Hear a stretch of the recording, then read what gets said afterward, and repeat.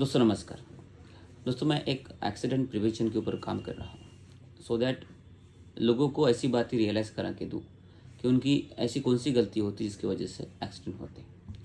तो आइए समझते, कल ये मेरे सामने एक लाइव एक्सीडेंट हुआ, दोपहर की बात है। सामने एक टाटा एस थी, इसमें सीमेंट की बोरियाँ वगैरह लेके जाती वो, और एक लड़की जो 22 साल की थी, हेलमेट वगैरह सब पहन की थी, और वो ज़्यादा स्पीड से भी नहीं थी, नॉर्मल थी, लेकिन उसका डिस्टेंस उतना मेंटेन नहीं था।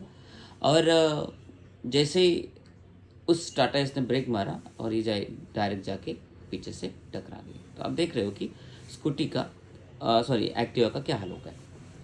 तो अब इस फोटो से हम कुछ एनालिसिस करते हैं।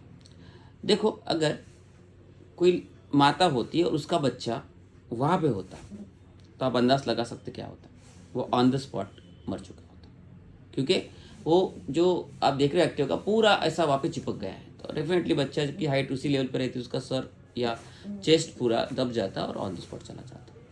तो इससे हमें ये सीखना है कि भाई, एक तो बच्चे को वहाँ बिल्कुल नहीं रखना चाहिए, ये पहली सीख है यहाँ से। दूसरा सीख यह है कि जब आप गाड़ी चलाते हो ना, स्पीड कम होनी चाहिए उसमें, नो डाउट, क्योंकि आगे वाला कभी भी रोक सकता है। इसलिए आप कम से कम है ना 10 फीट के डिस्टेंस से चलो। तो एक बात मैं आपको समझाना चाहता हूँ कि ये जो गाड़ी चलाते हैं ना माता बहन स्पेशली, वो सिर्फ पीछे के ब्रेक के ऊपर निर्भर रहते हैं, मतलब उनको आगे का ब्रेक मारना ही नहीं आता। तो अगर आप लोग दोनों ब्रेक एक साथ लगाने का अगर आप प्रैक्टिस करते हो, मतलब दोनों ब्रेक एक साथ अगर लगाना सीख जाओगे ना, तो इस तरीके के हेड ऑन कॉलिजन से आप बच जाओगे। मतलब उससे क्या होता है कि गाड़ी एकदम से कंट्रोल होती है अगर आप लेफ्ट और राइट को साइमल्टेनियसली आप जो है लगाते हो। तो इस एक्सीडेंट में उस लड़की को काफ़ी लगा, मतलब यहाँ का जो ये जो लिप्स था पूरा फट गया था और बहुत खून बह रहा था। तो ठीक है कि बेटी बच गई, लेकिन हमें इससे सीखना है। तो मैंने अपना काम किया है कि एक इन्फॉर्मेशन आपके सामने रिवील करूँ। अब आपका काम है कि आप ये लोगों तक शेयर करें।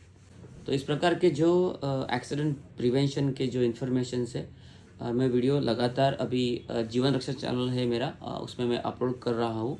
तो अगर आप चाहते हो कि और टिप्स आपको मिले कि कैसे एक्सीडेंट से हम अपने आप को प्रिवेंट कर सकते हैं, अपनों को प्रिवेंट कर सकते हैं, तो नीचे मैंने लिंक दिया हुआ है, तो आप उसको सब्सक्राइब करके रखिए।